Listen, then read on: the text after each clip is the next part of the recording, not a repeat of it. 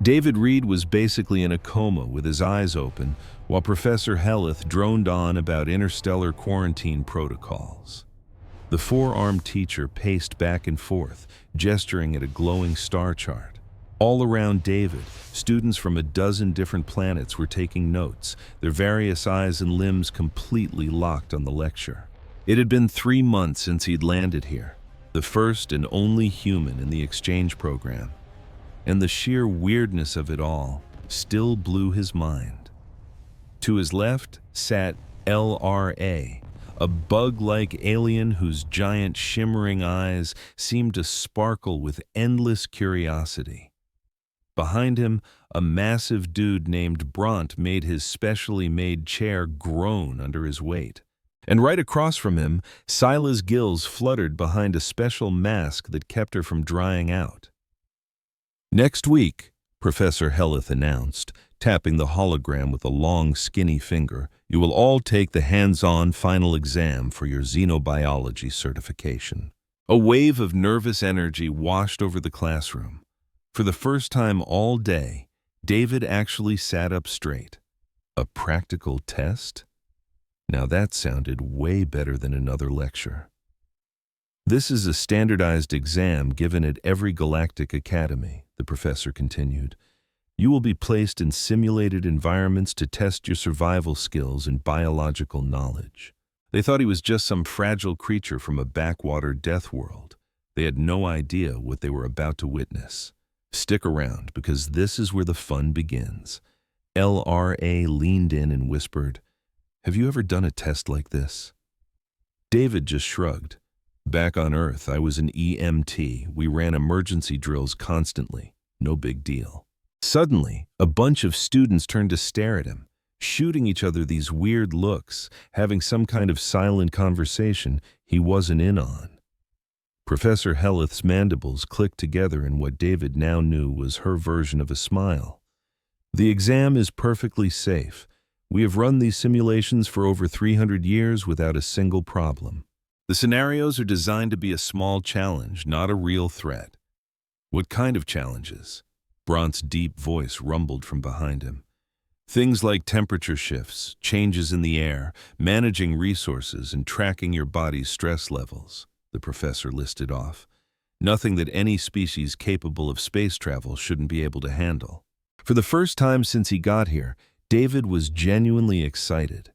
He'd spent 2 years working as a paramedic in New Jersey before this program, so he knew a thing or two about keeping a cool head when things got crazy. A controlled test in a lab? Honestly, it sounded like a total cakewalk. "You will each get basic supplies," the professor added. "Water, nutrient bars, a first aid kit, and an emergency communicator. The challenges will get harder over time, but you can quit the test whenever you want with no penalty. We grade you based on your own species biology, so you aren't competing against each other." Sila raised a webbed hand. "How long does it usually take?" "Anywhere from 1 to 2 standard days, depending on how you pace yourself. Some finish fast, others take their time. There's no rush," Professor Helleth replied, her eyes scanning the room. "Let me be crystal clear. This is a normal part of your education. Thousands of students pass this test every single year." "Will we be by ourselves?" LRA asked, her voice shaking a little. "Yes. Being alone is the only way to get a true reading of your personal stress response. But don't worry, you'll be watched the entire time, and a medical team is on standby." The professor paused. "Any more questions?"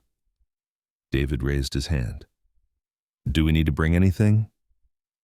"No, we provide everything you need. Just show up at the testing center tomorrow at dawn wearing something comfortable," she said, her antennae twitching with a strange flicker of curiosity as she looked at him. "I assume the human delegation approved your participation?" "Yeah, they said it was fine," David said. He'd barely even read the permission slips he signed. The human coordinator told him it was just a standard academic thing, and David had been way more stressed about his upcoming test on star charts. As everyone started packing up, David grabbed his tablet and headed for the door. LRA scurried over and cut him off. "David," she whispered, glancing around to make sure they were alone. "I need to ask you something." "Sure, LRA, what's up?" Her huge, multifaceted eyes were studying him with a new, weird kind of intensity. "Is it true, what they say about your planet?" David leaned back against the wall. "And what is it they're saying?" "Well," she hesitated, "the official files say it's a Class 12 death world, but the rumor is that the file doesn't even begin to cover it." David had to laugh. "Or maybe it's not as bad as it sounds. I mean, sure, we have some crazy weather and a few big predators, but humans have been living there for hundreds of thousands of years. We're pretty tough." "Tough," LRA repeated quietly. "Yes, I suppose you would have to be." She reached out one of her slender arms and gently touched his. "Just be careful tomorrow, David. Even routine tests can go wrong." "Don't worry about me, I'll be fine," David said with a grin. "How bad can it be?" As he walked to his dorm, David didn't notice how the other students practically jumped out of his way, and he completely missed the look of deep worry on LRA's face as she watched him go. The testing center was a giant, sterile white maze of hallways and observation rooms. David followed the signs to his room, passing other students who all looked like they were about to throw up from nerves. A skinny medical tech with way too many joints in its arms met him at the door. "David Reed, the human?" "That's me." The technician's eye stalk swiveled, scanning him from head to toe. "Incredible. Truly incredible. Please, go inside Chamber 17. Your gear is waiting." The room was a small, 10 by 10-foot cube with blank white walls that could probably project any scene imaginable. A plain cot sat in the middle, and a shelf by the door held his supplies. There were 3 water bottles, a box of protein bars, a first aid kit, and a small device with a big red emergency button. David sat on the cot and waited. A calm, robotic voice came from a speaker in the ceiling. "Examination beginning. Phase 1. Thermal regulation. Please stay calm and seated." The temperature in the room slowly began to rise. David took off his jacket. After a few minutes, the air went from warm to hot, reminding him of a normal summer day back in Jersey. He was so unbothered that he pulled out his tablet and started reading a book he'd been meaning to finish. After about 20 minutes, the temperature stopped climbing. David barely even registered it. He was used to those humid, sticky East Coast summers where it feels like you're breathing water. This dry heat was actually kind of nice. But up in the observation center, 3 floors above, Professor Heath was staring at David's vital signs in total shock. The temperature in Chamber 17 was now at a level that would cause extreme distress in almost every species they knew of. But David's heart rate was a steady 68 beats per minute. His breathing was slow and even. He was just casually reading a book. "Are you absolutely sure the monitors are working right?" Professor Heath asked the tech. "Yes, Professor. All sensors are green. The human, he seems to be completely relaxed." Meanwhile, in the next room, Scylla had already slammed her emergency button because the dry air was making her skin crack. And 2 doors down, the giant Bront was panting, his huge body unable to cool down. David just flipped a page on his tablet, lost in his story. Then the calm voice spoke again. "Phase 2, atmospheric adjustment. Please continue to breathe normally." The air suddenly felt a little thinner, like being high up in the mountains. He'd gone hiking in Colorado once and remembered having to take slightly deeper breaths. He adjusted automatically without a second thought. "Huh," he muttered to himself. "Feels like Denver in here." In the observation room, red lights started flashing on the console. The oxygen in David's room had been cut by 15%, a drop that should have sent him into respiratory failure. "His blood oxygen level is still at 97%, the technician shrieked, its voice buzzing with disbelief. "That's impossible in this atmosphere." Professor Heath frantically pulled up David's records. The file was short. "Homeworld, Earth, Classification, Class 12. Deathworld, standard sea level atmospheric pressure 101.3 kilopascals, oxygen concentration 21%. She stared at the results, absolutely certain the machine was broken. But the numbers were right. The very air humans breathed was basically a chemical weapon to most other life forms in the galaxy. That oxygen-rich atmosphere David was used to would cause a Xylotian's cells to literally rust from the inside out. By dropping the oxygen level 15%, they hadn't made the test harder for him. They'd accidentally created the perfect 5-star resort environment by galactic standards. What happens when you take a guy from a planet everyone thinks is a joke and throw him into the galaxy's most punishing entrance exam? You're about to find out. And believe me, you're going to want to see how this story ends. It all kicked off with test number 3, a low oxygen simulation. A calm voice announced the pressure drop, and as other applicants started wheezing, David just felt his ears pop. He gave a little yawn to clear them and went right back to reading his book. The moment David yawned, the student in Chamber 9, a lanky alien from a low-gravity world, just crumpled to the floor. Medics rushed in, but his body just wasn't designed to handle the kind of pressure shifts humans deal with driving up a small hill. And that's when Professor Helleth, the head examiner, made a call that would change everything. "Switch him to the advanced protocols," she ordered. The four-eyed technician nearly fell out of his chair. "Professor, respectfully, those are for species from lethal environment worlds. That's not part of the standard test." "I'm aware," she replied, her voice leaving zero room for debate. "Do it." Down in the chamber, David just turned a page, stretched, and thought to himself that this whole thing was way less stressful than a quiet Tuesday shift back at the ER. He was seriously starting to wonder when they'd get to the hard part. "Announcing the next scenario," a computer voice echoed. "Environmental irritant exposure. This portion is optional. You may decline without penalty." "Nah, I'm good," David shouted up at the ceiling. "Let's do it." A moment later, a fine mist sprayed into the room, smelling like a mix of industrial bleach and pepper spray. His eyes stung a little, and he let out a loud sneeze, then a second one. "Whew, that's got a kick to it," he said, wiping his nose with his sleeve. "Kinda smells like the stuff we used to sterilize the trauma bay." But on the other side of the glass, the monitors were flashing red. The atmospheric toxins were at a level that should have caused immediate respiratory failure. Instead, David just sneezed a third time and muttered about wanting to crack a window. Professor Helleth's 4 eyes were wide as saucers as she watched the data scroll across her screen. David's biology was neutralizing poisons that would kill almost every known creature in the galaxy instantly.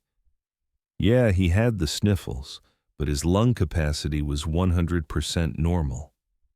The technician leaned in and whispered, "Professor, what in the 7 systems is he?" Professor Helleth had absolutely no idea. The only thought in her head was that classifying planet Earth as a Class 12 hazard zone might have been the greatest understatement in the history of the Galactic Federation. She immediately called an emergency meeting with the Academy Director and the coordinator for the Human Exchange Program. The 3 of them sat in a soundproof room, watching the replay of David just breezing through every nightmare scenario they could invent. "We need to pull him out of there," said Director Prass, his crystalline body vibrating with anxiety. "This human is performing far outside of any predictable metrics." "He volunteered for every single test," the human coordinator, Rachel Kim, shot back with a tiny smirk. "And according to your own readouts, his vital signs are flawless." "That is exactly the problem," Professor Helleth snapped, pointing at the monitor. "Your species seems to have biological tolerances that make our most extreme challenges look like a walk in the park. We built these tests using data from 3,000 different species from over 1,200 worlds. David is treating life and death situations like a minor inconvenience." Rachel just shrugged. Earth can be a rough neighborhood. You learn to adapt or you become fossil fuel. Your planet is a Class 12 death world, Director Prass shot back. 98% of all spacefaring species would need a full hazmat suit just to breathe what you people call fresh air. So what I'm hearing is, David is acing the exam, Rachel said, her voice cool as ice. I'm failing to see the issue here. Professor Heath pulled up a new graph. This shows David's stress hormone levels against the average applicant. See anything odd?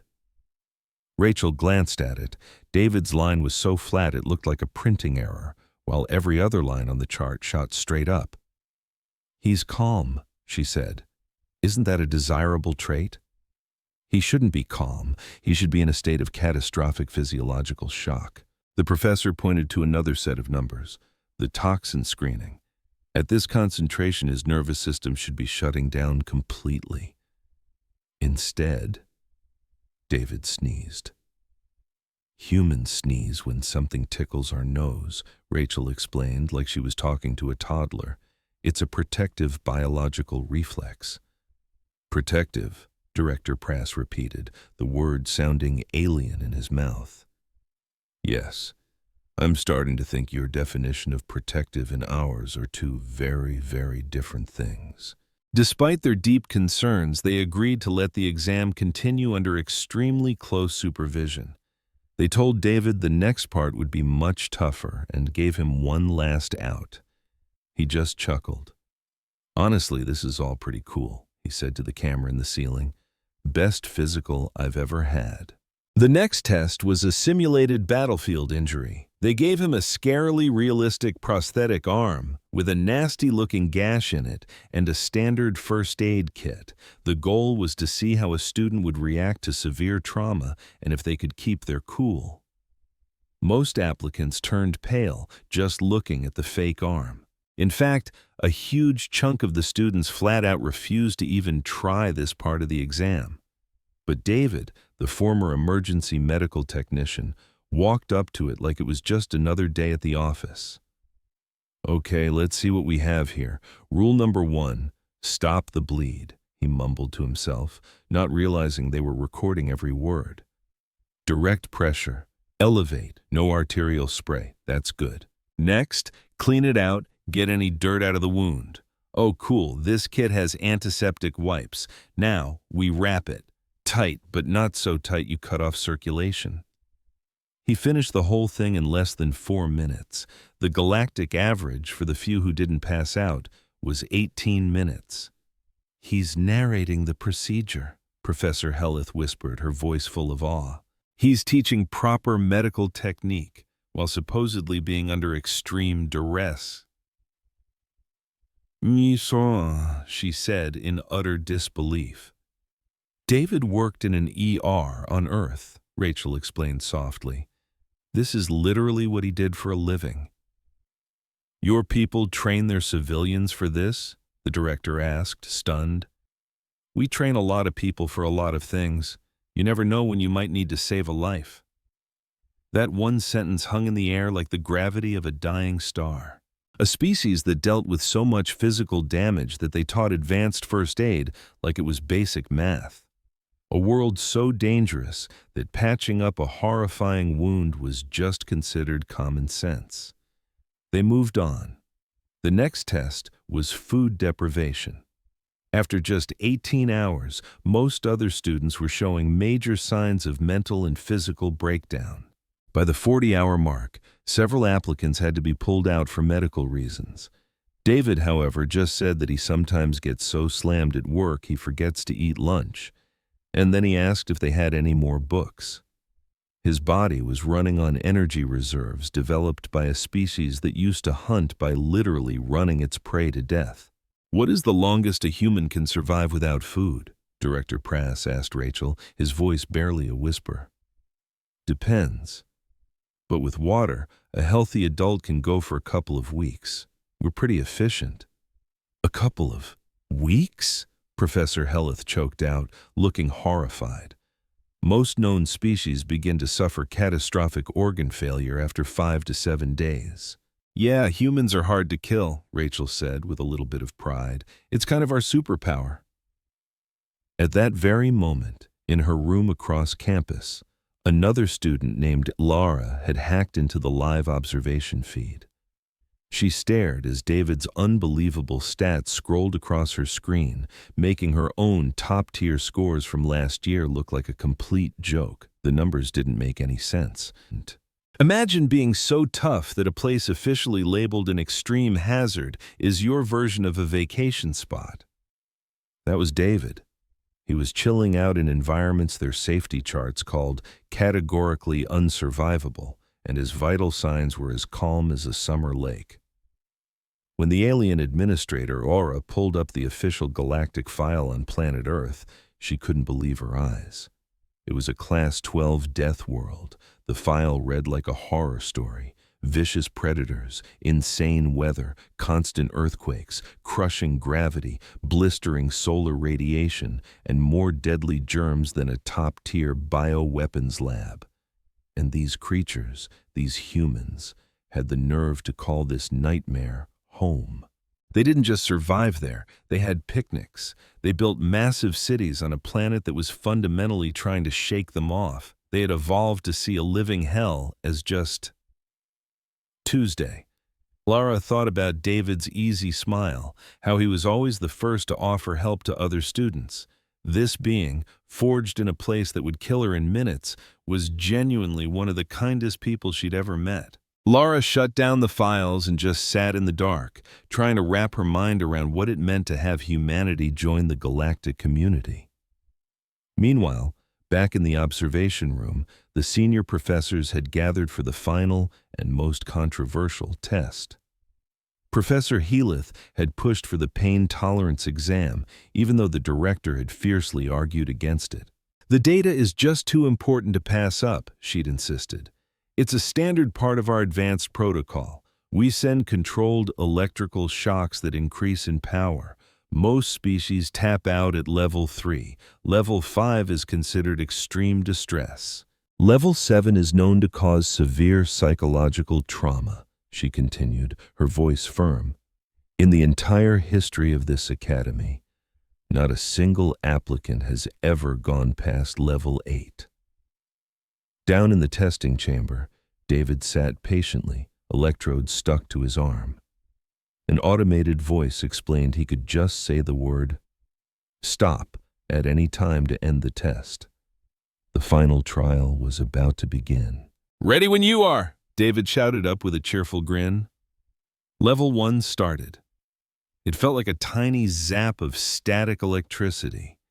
David casually mentioned he could feel it, but his vitals didn't budge. Level 2 was a sharper jolt, like touching a hot pan for a split second. His heart rate stayed perfectly steady. Then came Level 3, the exact point where almost every other species in the known universe begged them to stop. Can you imagine being hit with a pain so bad it would make a trained soldier scream, only for you to find it a little annoying?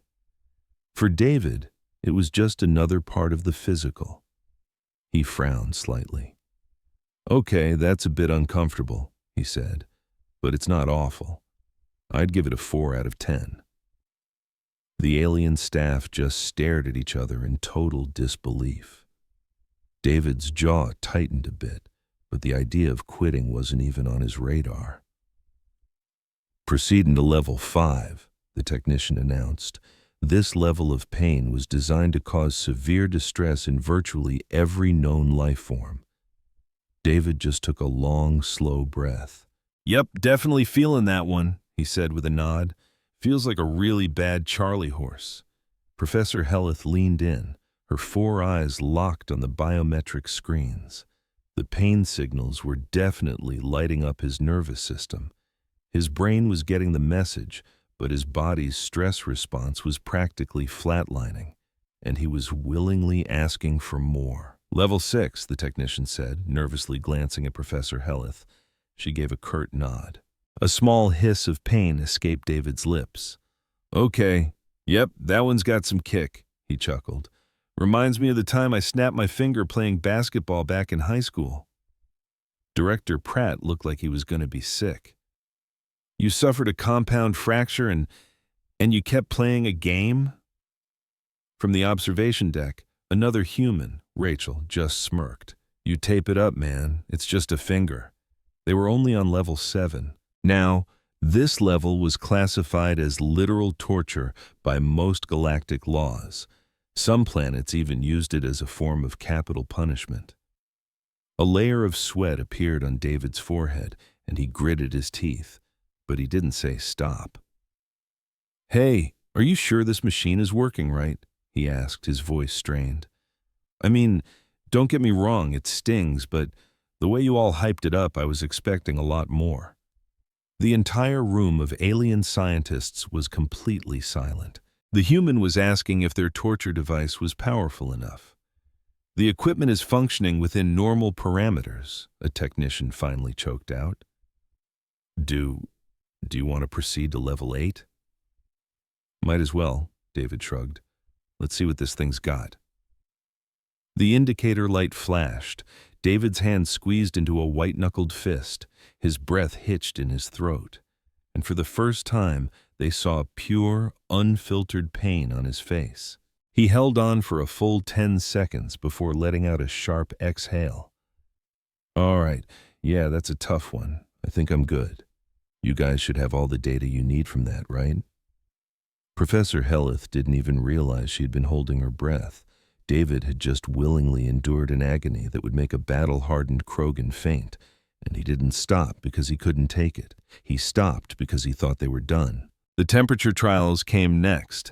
They dropped the chamber to a cold that should have sent him into immediate hypothermia.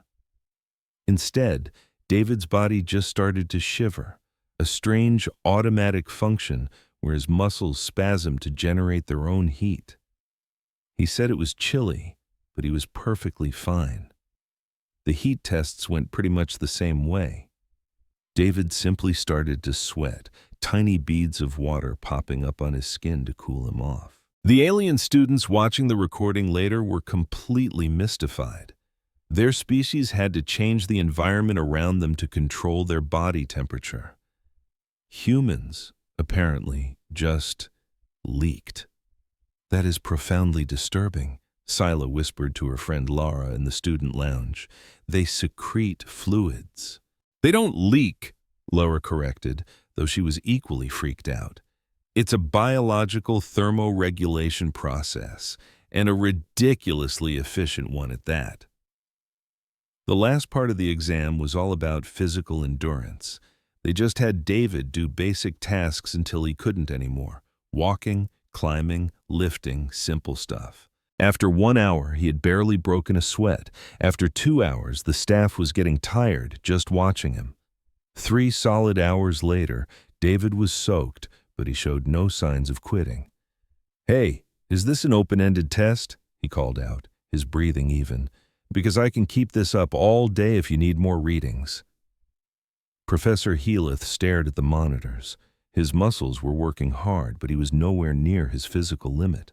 His heart and lungs were working overtime, but at a pace he could easily keep up for hours more. His whole body was a machine built for persistence, a product of evolution designed to literally run its prey to death over huge distances. You can stop the exercise now, David, Professor Helleth announced. We have more than enough data.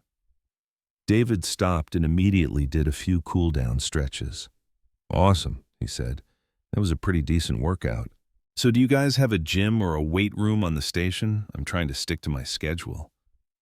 The very idea of deliberately putting your own body through misery for some kind of health benefit was so completely alien, so bizarre, that several of the observers had to have it explained to them over and over before they could even grasp the concept. Humans intentionally create tiny tears in their muscle fibers so they grow back stronger, Rachel explained calmly. We constantly push our cardiovascular systems to their limits to make them more efficient. We call it training. Your species has weaponized self-harm as a form of routine maintenance, Director Prass said, looking a little pale. Rachel just grinned. We call it getting jacked. David was sent to recover. His scans showed minor muscle inflammation, thousands of microscopic tears that were already healing. His healing rate was incredibly faster than any species they had on record. It was like his immune system was so aggressive, so used to dealing with constant trauma, that it was always on red alert. While David took a break, Professor Healyth wrote her first report. The human hadn't just passed their standards. He didn't just break their records, he made their records look like a complete joke.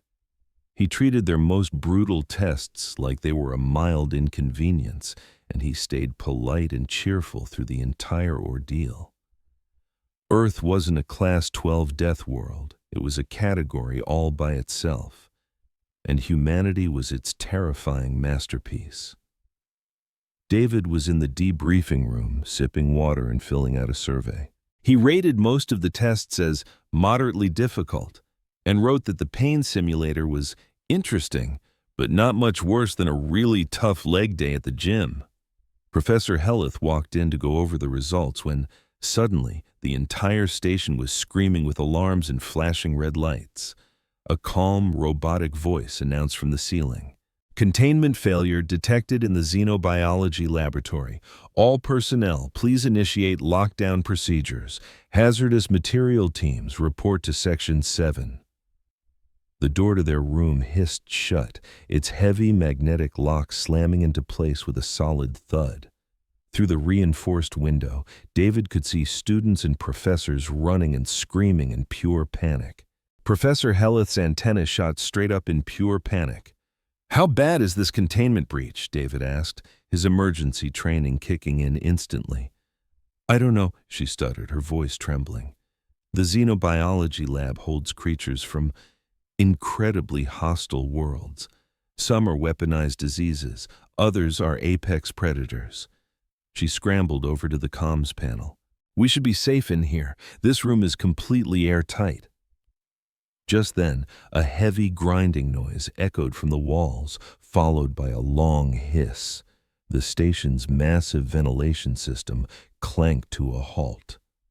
"That can't be good," he said flatly. Professor Healyth was frantically scanning the room's life support monitors, her mandibles chattering in fear. "The breach just took out life support. We're losing heat. The air recyclers are offline."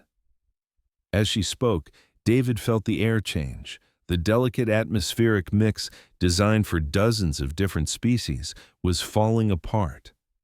To make things worse, right before the vents died, the escaped creature had pumped a huge cloud of spores directly into the system. All across the station, aliens started to choke as the air became toxic.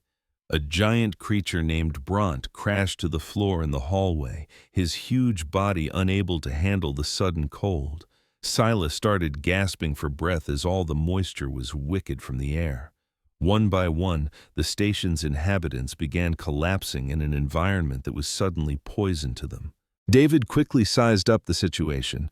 His own room was fine for now, but he could see people dropping just outside his door. Stumbled past, her big, beautiful compound eyes already starting to go dark as she fought for air. "Can you open this door?" David asked the professor. "Absolutely not," Healyth shot back. "Whatever is out there could kill us in seconds. We have to wait for the hazmat teams." "And how long will that take?" he pressed. "They have to figure out what they're dealing with, get into their suits, and map out a plan. Maybe 20 minutes. David looked back at Laura, who had now slid down the wall on the other side of the hall. She did not have 20 minutes. He could literally watch her body shut down as the air turned deadly for her. "I'm going out there," David said, his tone making it clear it wasn't a suggestion. "You will die," Professor Healyth stated like it was a simple fact. "That thing is a parasitic fungus from a Class 9 death world. If you're not protected, it's a guaranteed death sentence." But David was already working on the door panel. His paramedic training had one golden rule: don't become a victim yourself. But watching Laura and the others dying right in front of him changed the math. "Override the lock," he commanded. "I don't have the authority to..." "Professor," David interrupted, "either you open this door, or I will make a new one right through this wall. Your choice." Something in his voice, a calm and total confidence, made her obey. The door hissed open. David walked out into the chaos.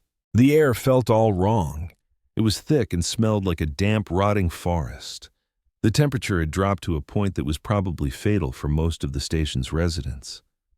For David, it felt like a cool fall morning back in New Jersey. He got to El Rey first and felt for a pulse. It was weak and fluttery, and her skin was like ice. He gently scooped her up and carried her to a small nook that seemed a little more sheltered. "Hang on," he whispered to her. "Just keep trying to breathe." Laura's eyes flickered, trying to see him. "David, the spores, you're breathing them." "We'll worry about me later," he said, already moving back into the hall to look for others. Bront was way too big to move, but David was able to clear his airway and roll him into the recovery position. He saw a small, crystal-based student whose body was starting to crack from the cold. David immediately shrugged off his jacket and carefully wrapped it around her for insulation. With every breath, the air felt thicker as he inhaled alien spores trying to take root in his lungs. But his immune system, sharpened by thousands of years of fighting Earth's endless germs, immediately tagged the invaders as hostile and declared all-out war. As his body temperature started to climb, his defenses kicked into overdrive. The alien spores, which were designed to thrive in the cooler bodies of most other species, were suddenly caught inside a furnace. They started to cook and die, but David had no idea. He was too busy sorting through the chaos, trying to decide which of the fallen students needed him most. His long-forgotten EMT training took over like it was second nature, a calm voice in his head cutting through the panic. Check the airway, listen for breathing, find a pulse. He moved with purpose, stop the bleeding, treat for shock. When the hazmat team finally arrived, looking like giant marshmallows in their bulky suits, they found David kneeling next to a young alien girl, speaking to her calmly. "You're doing great," he said, his voice perfectly even. "Help is here. Just hang on for me, okay?" The hazmat team leader froze, just staring at this human, this totally unprotected human, working in the middle of a toxic hot zone. David had been breathing this stuff for over 10 minutes. He should have been on the floor with everyone else. Instead, he was the one giving first aid. "Sir, you need to evacuate this area immediately," the team leader's voice crackled over the speaker. "Almost done," David shot back without looking up. "She needs an IV and a thermal blanket. That big guy over there is unconscious and needs a stretcher. The crystal student is stable, but she's got some hairline fractures." The leader tried again. "Sir, you've been exposed to a Class 9 fungal agent." David finally looked up at him. "Yeah, I figured. I'll get checked out as soon as everyone else is safe." That seemed to snap the hazmat team into action, and they began prepping the injured students for transport. David was the very last one out, taking one final look around to make sure they hadn't missed anyone. In the med bay, doctors swarmed him, running scans that left them absolutely stunned. The spores in his lungs were completely destroyed.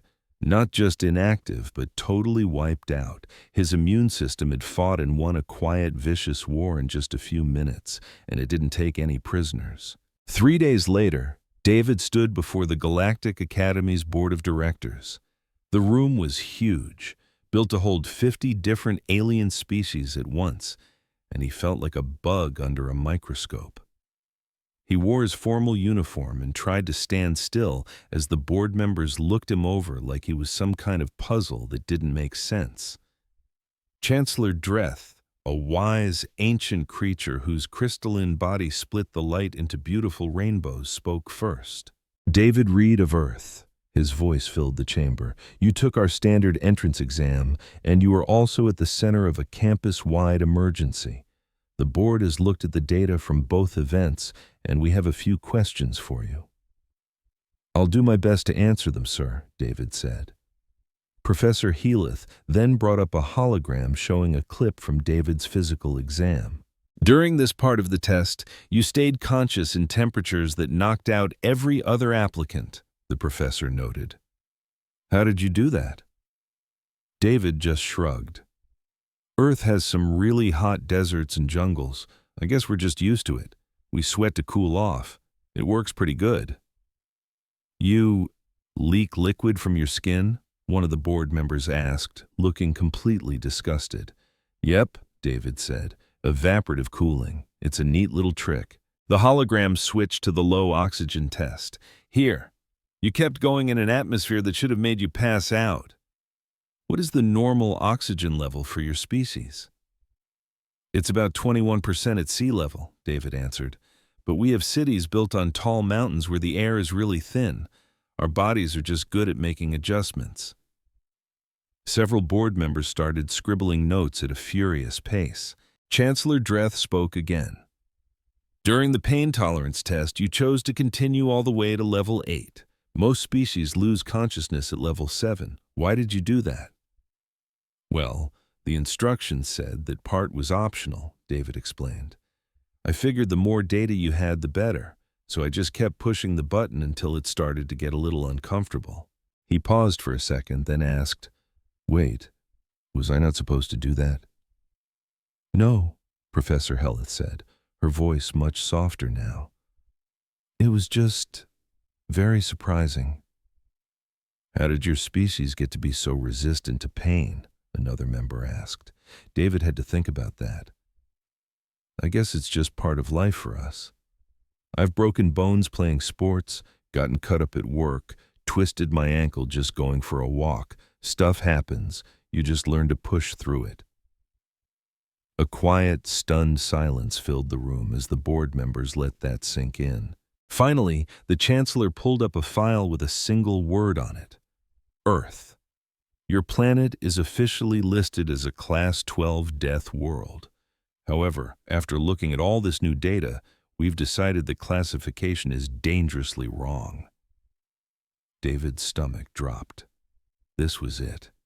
They were kicking him out and probably banning all humans from ever coming here again. "Earth," the Chancellor announced, "will be reclassified as a Class 15 at the very minimum."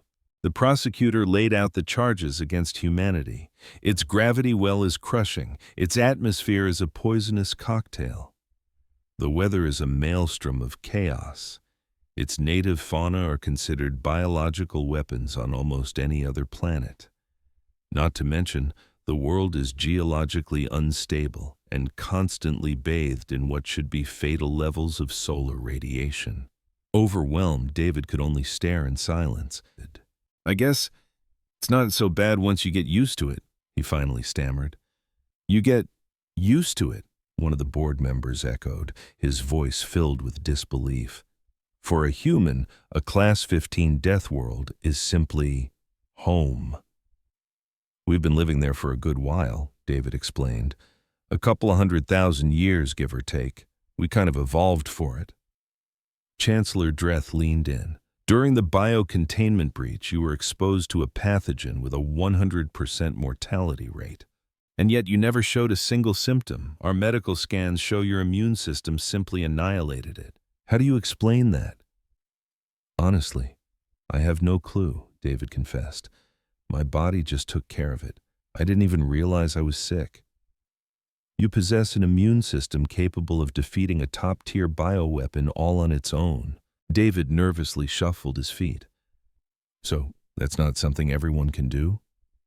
"It is profoundly not normal," the Chancellor declared. "Most species here need a lifetime of immunizations and energy shields just to survive Class 3 germs. You took down a Class 9 pathogen while you were busy rescuing others." "They were in trouble," David said, like it was the most obvious fact in the universe. "When someone needs help, you help them." The entire board was silent for a full minute. Finally, a small insectoid member spoke. "We also reviewed the data on the human's personal device.